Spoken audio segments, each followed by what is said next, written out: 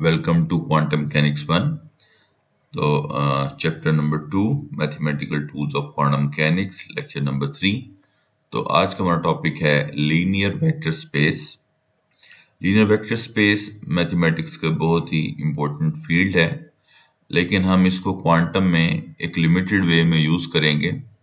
और उसकी वजह यह है कि हमने लीनियर वेक्टर स्पेस से क्वांटम मैकेनिक्स के लिए एक नई वेक्टर स्पेस डिफाइन करनी है जिसका नाम है हिल्बर्ट स्पेस. तो वो जो हिल्बर्ट स्पेस है वो हम नेक्स्ट लेक्चर में डिस्कस करेंगे. तो चलिए देखते हैं कि लीनियर वेक्टर स्पेस का कौन सा पोर्शन है जो हम क्वांटम में यूज कर देंगे. So first of all, a vector space which consist of two sets of elements. दो सेट्स ऑफ एलिमेंट्स होंगे और दो अलजेब्रिक रूल्स होंगे मैथमेटिक्स के. इनको हम यूज करेंगे as a linear vector space in quantum mechanics. तो जो दो सेट ऑफ एलिमेंट्स हैं वो कौन से हैं? दो सेट्स. पहला वो कहते हैं a set of wave function which may be written as a set of vectors. तो पहला वो सेट ऑफ एलिमेंट वो ये है कि हम कोई भी वेव फंक्शन लेंगे, हम उसको लीनियर वेक्टर स्पेस में एज अ वेक्टर रिप्रेजेंट कर रहे होंगे. जैसे कि हमने पहले पढ़ा है कि साई वेव फंक्शन है, तो उसी तरह से फाई भी वेव फंक्शन हो सकता है. ये चाई है, right. This is the next one is zeta. तो ये बेसिकली तमाम ये क्या है जी?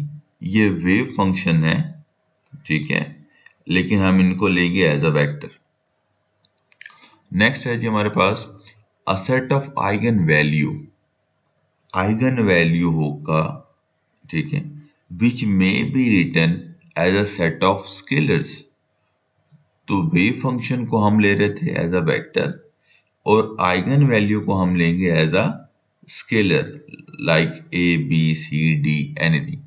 So this wave function vector psi has an eigen value as a scalar a.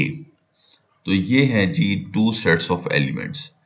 तो चलिए अब देखते हैं हम two sets of algebraic rules. So the first mathematical algebraic rule is the addition rules. The addition rule has the properties and structure of an abelian group. ये abelian group ने mathematics में पढ़ा होगा. ये जो उसके कुछ पॉइंट्स हैं हम वन बाय वन देख लेते हैं.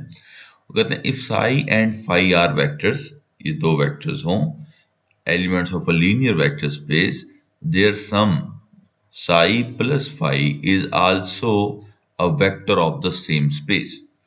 तो एक लीनियर वेक्टर स्पेस में कोई से भी दो वेक्टर्स हैं साई और फाई, तो अगर आप उनको ऐड कर लेंगे तो हमें पता है कि वो एक नया वेक्टर बनता है, रिजल्टेंट वेक्टर. वो जो होगा वो भी उसी वेक्टर स्पेस का हिस्सा कहलाएगा. ठीक हो गया जी. उसके बाद है जी कम्यूटेटिव प्रॉपर्टी. मीन्स के दो वेक्टर्स को आप ऐड कर रहे हैं साई प्लस फाइव को, तो वो इक्वल होंगे five plus psi K. Okay, so a plus B is equal to B plus A. इस तरह से आप इसको याद रख सकते हैं. ये जनरल प्रॉपर्टीज है जो आपने पहले पढ़ी हुई है, जस्ट सिंबल डिफरेंट है but the story is same. Next is the associative property which is psi plus phi and plus chi which is equal to phi plus psi plus chi. So तीन अगर आपके पास vectors हों, आप उनको different orientation से add करें, still their resultant will be equal to each other. Next is the existence of a zero or a null vector. For each vector phi, there must be a zero vector. This is zero vector, this is O basically, such that when you add a null or a zero vector with the vector, any vector phi or psi or chi or any other vector, they will be equal to phi plus zero vector, and then the answer is of course phi. So it's very simple. I mean, you know, when you add zero to something, the answer will be only that thing. Next is the existence of antisymmetric or inverse vector.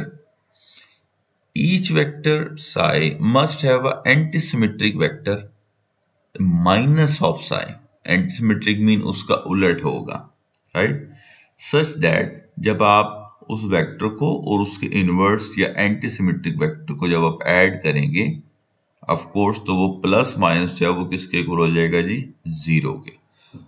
तो ये थी जी additive rules. अब हम देखते हैं next rule, the second algebraic rule, and this is the multiplication rules.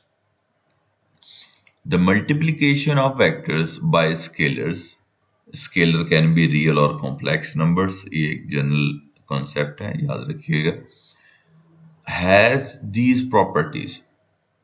तो हमने जो दो सेट ऑफ एलिमेंट्स पढ़े थे उसमें पहला था वेक्टर, दूसरा था स्केलर। तो करें कि the multiplication of vectors bye scalar, अब हम वेक्टर्स यानी कि साई फाई काई ईटा जीटा चाई एनी वेक्टर्स, जब हम उसको मल्टीप्लाई करेंगे किसी स्केलर से, यानी कि जो आइगन वैल्यूज होती थी A B C D anything, तो उनकी क्या प्रॉपर्टीज होंगी। तो वो कहते हैं कि if psi and phi are two vectors of the space, then any linear combination with the eigenvalue a with psi plus b with phi is also a vector of the same space, where a and b being the scalar। ये हमने previous definition पढ़ी है अभी। तो just वो कह रहे हैं कि कोई से दो वेक्टर हैं, अगर आप उनको किसी आइगन वैल्यू से मल्टीप्लाई कर भी दें तो उनका जो रिजल्टेंट होगा that will belong to the same space। Distributivity with respect to addition of scalars, तो ये दो वेक्टर्स एड अप हो रहे हैं और उसको एक स्केलर से मल्टीप्लाई कर रहे हैं, so this scalar will multiply with each vector one by one and their resultant will be equal to each other। Next is the associativity with respect to multiplication of scalar। So ये एक scalar vector से multiply हो रहा है and then we multiply another scalar with this quantity, then the answer will be that both scalars will multiply with each other and psi the vector। So it's very simple, for each element of psi there must exist a unitary scalar I and a zero scalar 0 such that I of psi is equal to psi of I। तो ये identity value है इसकी, जब आप इसको 1 भी consider कर सकते हैं। तो जब मल्टीप्लाई करेंगे किसी भी क्वांटिटी को 1 से या आइडेंटिटी से, the answer will be that quantity, और जब आप उसको 0 से मल्टीप्लाई करेंगे then of course the answer will be 0।